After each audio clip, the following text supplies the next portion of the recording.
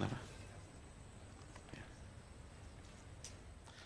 Assalamualaikum, waalaikumsalam. Ustadz, saya sebelum berangkat kajian, saya berdoa, bahkan saya masuk masjid juga tadi saya baca doa. Tapi ternyata Allah tetap menegur saya dengan kehilangan tas beserta isinya. Dan karena panik, saya langsung lapor ke panitia, bukan lapor ke Allah. Apakah saya berdosa dengan langsung minta tolong panitia, dan apakah cukup tobat saya dengan hanya beristighfar? Ya, terima kasih jazakallah khair atas pertanyaan beliau. Dan pertanyaan ini yang pertama, hadirin, pertanyaan beliau ini bukti ada iman dalam diri beliau. Orang yang nggak punya iman nggak mungkin tanya seperti ini. Orang yang nggak takut sama Allah nggak mungkin tanya seperti ini. Jadi bersyukurlah kepada Allah kalau kita punya perasaan seperti ini dan kita memberanikan diri untuk bertanya. Itu yang pertama. Yang kedua, hadirin yang dirahmati oleh Allah Subhanahu wa taala, memang mentality seperti ini tuh susah banget, nggak mudah.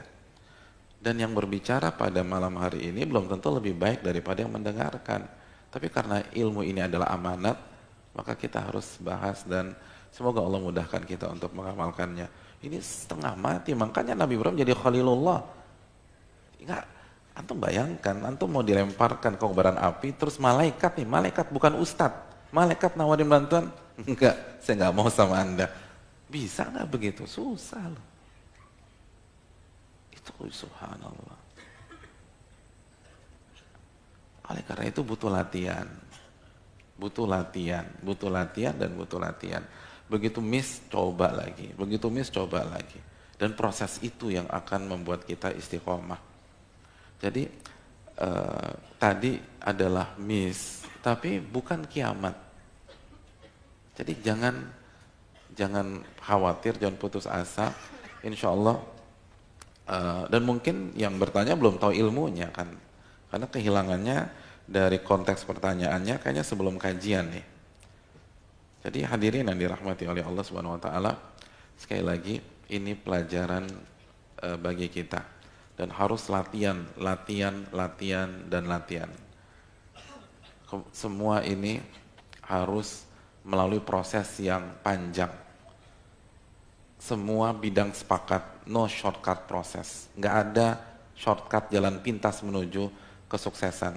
Nggak ada jalan pintas sehingga kita dengan mudah memiliki konsep yang selalu tergantung sama Rabbul Alamin. Itu harus dilatih.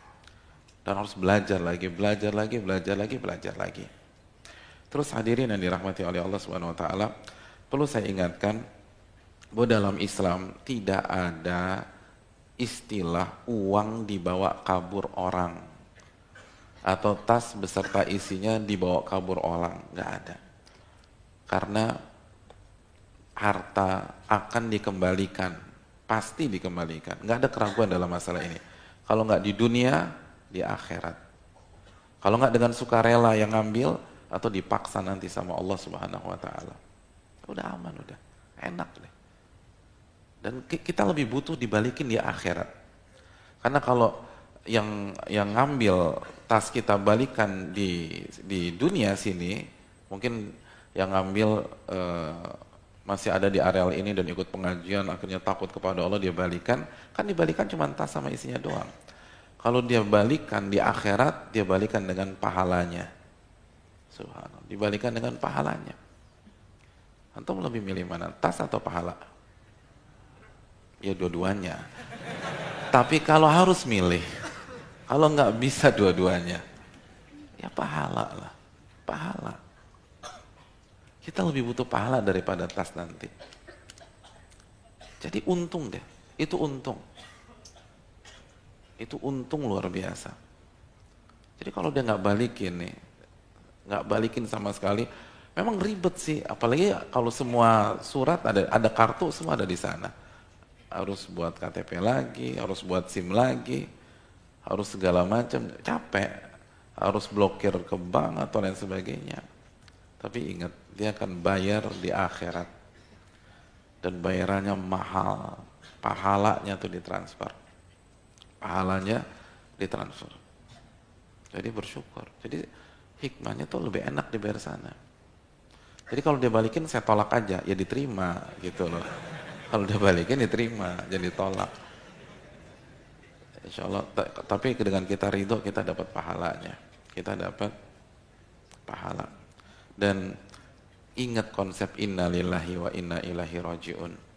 Semua kita ini milik Allah dan akan kembali kepada Allah. Ya udah. Orang yang galau ketika barangnya hilang itu karena dia merasa sok punya. Padahal bukan punya dia tuh. Orang innalillah. Jangankan tas, nyawa punya Allah. Makanya itu yang kita baca. Jadi kalau orang merasa nggak punya enak gitu loh. Kehilangan yang 10 kali lebih mahal daripada tas enak. Misalnya ada Lamborghini yang dirampok orang di sebuah rumah mewah. Lamborghini dirampok oleh kawanan perampok di rumah mewah. Di dalam rumah itu ada bosnya atau majikan, ada si bibi. Saya ingin tanya, si bibi depresi nggak? Hah? Bibi depresi nggak? Kenapa bibi nggak depresi? Kan bukan punya bibi. Tenang aja dia.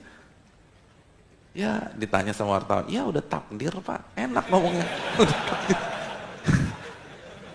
Yang galau kan bosnya, udah gitu belum lunas pula, stres tuh, karena merasa punya.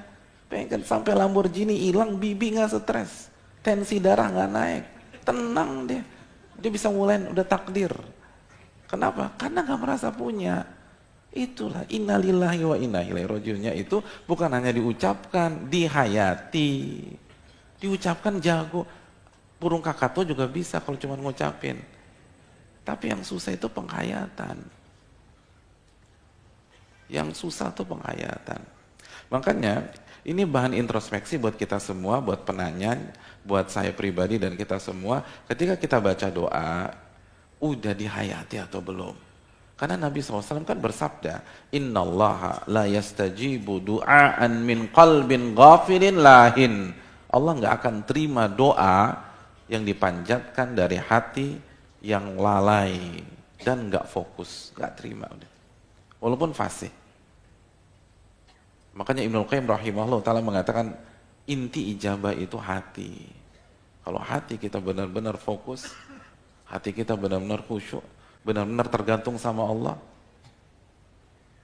Allah SWT akan bantu kita.